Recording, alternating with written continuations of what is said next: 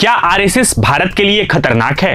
क्या रॉ जैसी संस्थाएं सरकार के राजनीतिक हितों को साधने के लिए काम कर रही हैं? प्रधानमंत्री नरेंद्र मोदी के अनन्य मित्रों में से एक डोनाल्ड ट्रंप की सरकार अचानक आरएसएस और रॉ पर बैन लगाने की बात क्यों कह रही है? आरएफ ने एक रिपोर्ट जारी किया है और उसमें कहा है कि भारत में धार्मिक आजादी को लेकर हालात बिगड़ते नजर आए। सरकार ने ऐसे कानून बनाए और लागू किए जिसका असर खास तौर पर धार्मिक अल्पसंख्यकों और उनके पूजा स्थलों पर पड़ा।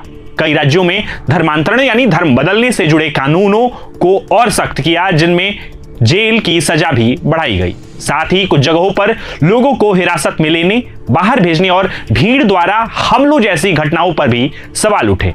पूरे साल कई राज्यों में मुसलमानों और ईसाइयों के खिलाफ तनाव और हिंसा की घटनाएं सामने आई। आप सभी को जय मसीह। मेरे प्रिय भाई बहन, परमेश्वर आपके परिवार को बहुत सारी आशीष दे। आज बात करने वाले इस वीडियो में, हालांकि हाल फिलहाल आप जानते हैं भारत देश की स्थिति क्या है, ईसाइयों को लेकर के या मुसलमानों को लेकर के, अल्पसंख्यक को लेकर के या मसीह विश्वासियों को लेकर के आए दिन आप घटनाओं को अंजाम देखते हैं। भारत में असुरक्षा महसूस कर रहे हैं, ये ईसाई समाज के लोगों का कहना है, पादरियों का, ईसाइयों का कहना है। बहुत बड़ा आरोप लगाया गया है। हालांकि ये सत्य है कि हम देखते हैं भारत देश के कई हिस्सों में, कई कोनों पे आए दिन अत्याचार होता है। लेकिन अभी हाल फिलहाल में ये रिपोर्ट जारी की गई, अमेरिका ने चिंता जताई है, ईसाइयों के साथ कहीं न कहीं आज दुर्व्यवहार किया जा रहा है, गलत किया जा रहा है। अमेरिका ने भारत में ईसाइयों की सुरक्षा पर जताई चिंता, भारत सरकार ने भी इस पर जवाब दिया है। हालांकि ये रिपोर्ट कई बार आती है, मतलब हर वर्ष आती है और कई दिन मतलब चलती रहती है। भारत में धार्मिक स्वतंत्रता और ईसाइयों की सुरक्षा को लेकर के एक बार फिर अंतरराष्ट्रीय पर चर्चा काफी तेज हो गई है। अमेरिका की US commission on international religion freedom ने अपने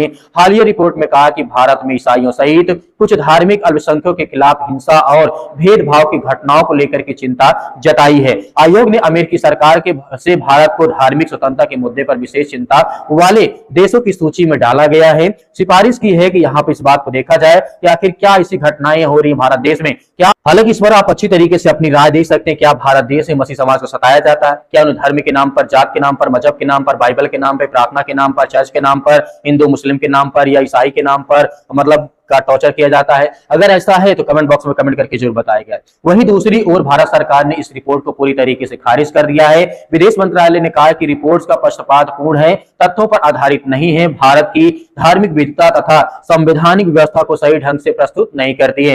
सरकार का कहना है कि भारत का संविधान सभी नागरिकों बिना किसी भेदभाव, बिना किसी धार्मिक स्वतंत्रता की गारंटी देता है, न किसी प्रकार की यहाँ भेदभाव नहीं किया जाता है। इस मुद्दे पर देश विदेश में अलग अलग प्रतिक्रियाएं सामने देखने को मिल रही हैं। कुछ मानव अधिकार और धार्मिक संगठन इस रिपोर्ट पर समर्थन कर रहे हैं, जबकि भारत सरकार और कई अन्य लोग इसे एक तरफा गलत बता रहे हैं। ये इस तरह की घटनाएं अभी हमें देखने को मिल रही है। अब सबसे सवाल बड़ा यही हमारे सामने आता है, क्या इस रिपोर्ट का भारत और अमेरिका के संबंधों में कोई प्रभाव पड़ेगा या मामला केवल अंतरराष्ट्रीय बहस तक सीमित रहेगा? आने वाले समय पर इस और तस्वीर स्पष्ट हो सकती है। लेकिन जो फिलहाल अभी भारत देश में हो रहा है, आपकी क्या राय है? आप क्या सोचते हैं? आप तो झेलते हैं, आप देखते हैं जिस तरीके से आज दिन दंगा होता है, आज दिन चर्च पे अटैक होते, मारते। हालांकि भारत सरकार इस पर पूरी तरीके से कहती है कि भारत में ऐसा कुछ नहीं है, किसी के साथ भेदभाव नहीं होता है, किसी के साथ हिंसा नहीं होती, किसी के साथ कुछ नहीं होता है। आपकी जो भी राय कमेंट बॉक्स में कमेंट करके जरूर बताइएगा। मिलते हैं नेक्स्ट वीडियो में। परमेश्वर आपके परिवार को बहुत सारी आशीष दे, यीशु मसीह के नाम से, आमीन।